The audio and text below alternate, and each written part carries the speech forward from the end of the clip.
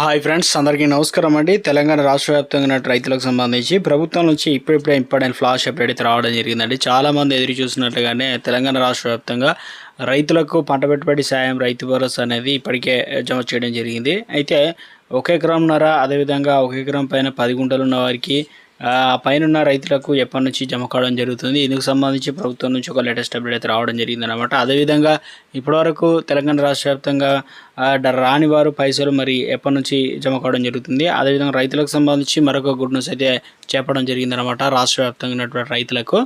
ఇక ముఖ్యంగా చూసుకున్నట్లయితే రైతులకు శుభవార్త అన్నమాట. సో కాంగ్రెస్ ప్రభుత్వం రైతు సంక్షేమానికి పెద్దపీట వేస్తుందని చెప్పేసి, పేదల అవసరాలు తీరుస్తుందని చెప్పేసి మంత్రి ఉత్తమ్ కుమార్ రెడ్డి అయితే తెలియజేశారనమాట. ఏం చెప్తున్నారు ఏంటంటే, పేదలందరికీ సన్నబియ్యం అందించాలన్న ఆలోచనతో ముఖ్యమంత్రి రేవంత్ రెడ్డి ఇక మంత్రి అంటే స్పష్టం చేయడం జరిగిందనమాట. వారు చెప్తున్నారు ఏంటంటే, ఈ పథకం పూర్తిగా ఆయనకే దక్కుతుంది కనుక అనే విధంగా చెప్తున్నారు. అయితే తెలంగాణలో 86% మంది జనాభా సన్నబియ్యం ఇక ప్రతి ఏటా సన్నబియ్యం పంపిణీ కోసం రాష్ట్ర ప్రభుత్వం 14,560 కోట్లు ఖర్చు చేస్తుందని మంత్రి వివరించడం జరిగింది. ప్రజలు రోజు తినే ఆహారాన్ని వారికి అందించాలనే తమ ప్రభుత్వ ఆకాంక్ష అని ఉత్తమ్ కుమార్ రెడ్డి తెలియజేశారు. ఇప్పటివరకు చూసుకున్నట్లయితే రైతులకు 40,000 కోట్లు జమ చేశామని, సంక్షేమానికి కట్టుబడి ఉన్నామని చెప్పేసి, ధాన్యం కొనుగోలు చేసిన 48 గంటల్లోనే రైతుల బ్యాంక్ ఖాతాల్లో డబ్బులు అనేది నేరుగా చేరుతున్నాయని చెప్పేసి చెప్పడం అయితే జరిగిందనమాట.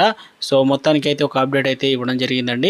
నాదొక స్మాల్ రిక్వెస్ట్ అండి, ముందుగా వీడియోస్ ఉన్న ప్రతి ఒక్కరు కూడా లైక్ చేయండి. కొత్తగా ఛానల్ వస్తే తప్పకుండా సబ్స్క్రైబ్ చేసుకోండి. చూస్తున్నారు కదా, లైక్ చేయడం మర్చిపోతున్నా, లైక్ చేయండి. భారతదేశానికి వెన్నెముకైనటువంటి రైతులకు ఆర్థికంగా ఆదుకునేందుకు కేంద్ర ప్రభుత్వం ప్రవేశపెట్టిందే పీఎం కిసాన్ సమ్మాన్ నిధి యోజన పథకం. నేడు అన్నదాత ఖాతాల్లో వరప్రసాదంగా మారింది. కోట్లాది మంది రైతుల ఖాతాల్లో డబ్బులు జమ అవుతున్నాయి. ఇటీవల కాలంలో 22వ విడత అయితే జమ కావడం జరిగింది. ఇప్పుడు పీఎం కిసాన్ సంబంధించి లేటెస్ట్ అప్డేట్ అయితే రావడం జరిగింది. ఈ పథకం కింద అర్హులైన ప్రతి రైతుకు ఏడాదికి 6,000 రూపాయల ఆర్థిక సాయం ప్రభుత్వం అందిస్తుందన్నమాట. ఈ మొత్తాన్ని కూడా 3 సమాన వాయిదాల్లో ప్రతి 4 నెలలకు 2,000 రూపాయల చొప్పున నేరుగా రైతుల బ్యాంక్ ఖాతాల్లో జమ చేస్తుందన్నమాట. మార్చి 24, 2026 నాటికి అధికార లెక్కల ప్రకారం ఇప్పటివరకు 22 వాయిదాల్లో చూసుకున్నట్లయితే 4.27 లక్షల కోట్లు నిధులు అనేది ప్రభుత్వం పంపిణీ అయితే చేసిందనమాట.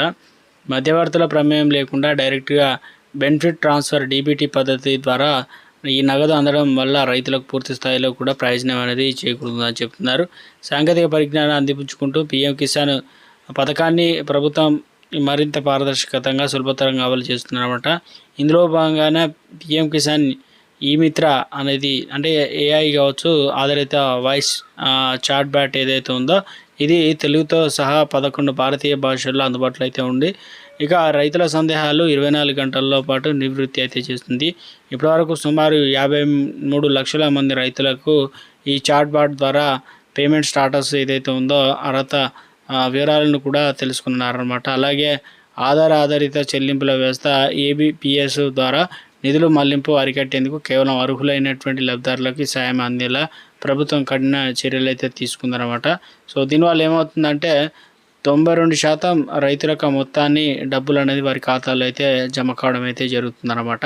చాలామంది చెప్తున్నట్లుగానే తెలంగాణ రాష్ట్రంలో ఏదైతే పీఎం కిసాన్ పైసలు అనేది ఇప్పటికే 22వ విడత అయితే జమ కావడం జరిగిందనమాట. చాలామంది పెండింగ్ డబ్బులు కూడా రావడం జరిగింది. కొంతమందికి అయితే రాలేదంటున్నారు.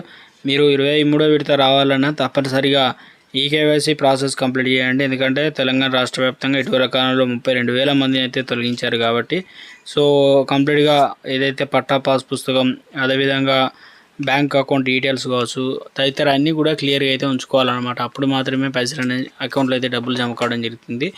ఇక మరొక అప్డేట్ ఇచ్చారు. ట్యాంకులతో పంట సాగు నీరు పారిస్తున్నవైనా పంటలకు నీరు లేక కంట తడి పెడుతున్నటువంటి కర్షకులు. అంటే ఇప్పుడు ఎండాకాలం లాగా అయిపోయింది కదా. సో దాదాపు మునుగోడు మండలంలో 40% ఎండిన పంటలు రైతులు ఆదుకునే వారు లేరనే విధంగా, సో వరుణదేవుడు కన్నిస్తాడు అనుకున్న అన్నదాత కన్నీళ్ళే మిగులుతున్నాయి. ఇప్పుడు ప్రస్తుతం అయితే అక్కడక్కడ వర్షాలు అయితే కురుస్తూ ఉన్నాయన్నమాట. సో మొత్తానికి అయితే ఒక అప్డేట్ అయితే ఇవ్వడం అయితే జరిగిందనమాట. సో ఇక తెలంగాణలో ఏదైతే రాష్ట్రంలో సాగు భూములు దుక్కులు దున్నకముందే ఎరువులు విక్రయశాలల వద్ద రైతుల సందడి పెరిగింది. ఎందుకంటే ఏప్రిల్ మే నెలలో డిమాండ్ ఈసారి మార్చిలోనే రికార్డు స్థాయిలో చేరింది. ఎందుకంటే భవిష్యత్తులో ఎరువుల కొరత ఏర్పడవచ్చనే ఆందోళనతో అన్నదాతలు భారీగా నిల్వ చేసుకుంటున్నట్లు తెలుస్తుంది.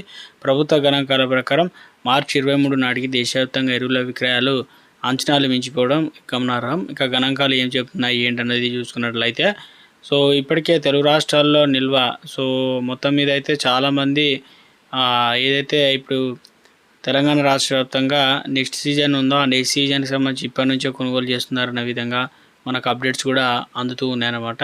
సో మరొక అప్డేట్ అయితే రావడం అయితే జరిగిందండి. తెలంగాణ రాష్ట్ర వ్యాప్తంగా యాసంగి రైతు భరోసా 2025-26 సంబంధించి అర్హులైనటువంటి రైతుల నుంచి అధికారులు దరఖాస్తులు అనేది స్వీకరించారు.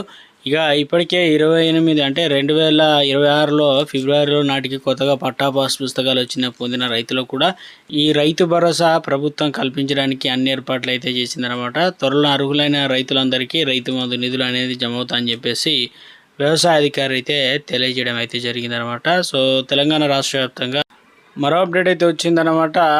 ఇక ముఖ్యంగా సాదా బైనామాలు దరఖాస్తులు పెట్టినా చాలామంది పట్టింపే లేదు, ఏళ్ళు గడిచినా వాటి పరిష్కారమే లేదు.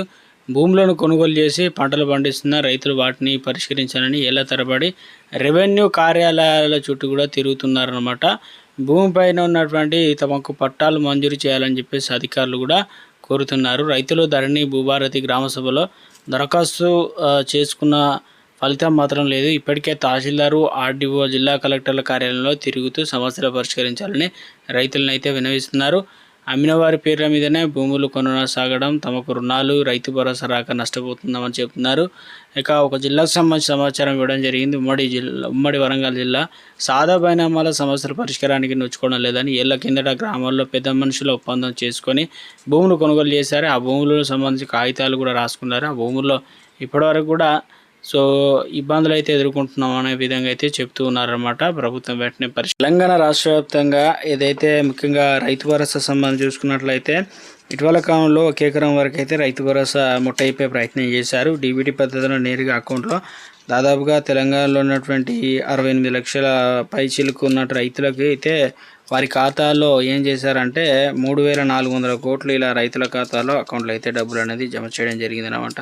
సో చాలామంది ఎదురు చూసినట్లుగానే రైతు భరోసా నిధులు మాత్రం అకౌంట్లో అయితే డబ్బులు అనేది జమ కావడం జరిగింది. ఎకరానికి 6,000 రూపాయల చొప్పున 2 సీజన్లు వచ్చేసి 12,000 రూపాయలు అయితే అకౌంట్లో అయితే డబ్బులు అనేది జమ కావడం జరుగుతుందని చెప్పారు.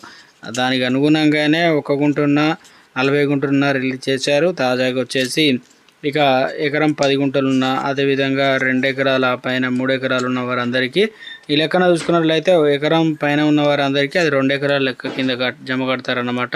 మనకు తెలంగాణ రాష్ట్ర వ్యాప్తంగా ఏప్రిల్ 5 తారీఖు నుంచి దాదాపు 2 ఎకరాలు ఉన్న రైతులకైతే డబ్బులు అనేది అకౌంట్లో అయితే జమ చేయబోతున్నారంటూ సోషల్ మీడియాలో అప్డేట్స్ పెడితే అందుతున్నాయన్నమాట. సో రాష్ట్ర వ్యాప్తంగా ఇప్పటికే అసెంబ్లీ సమావేశాలు బడ్జెట్లు అయితే వాడివేడిగా నడుస్తున్నాయి. మొత్తం మీద తెలంగాణ రాష్ట్ర వ్యాప్తంగా రైతులకు సంబంధించి ఎదురు చూస్తున్నారు. కానీ ఈ రైతు భరోసా అనేది ప్రభుత్వం ఇవ్వడానికి అన్ని ఏర్పాట్లు అయితే చేసిందనమాట.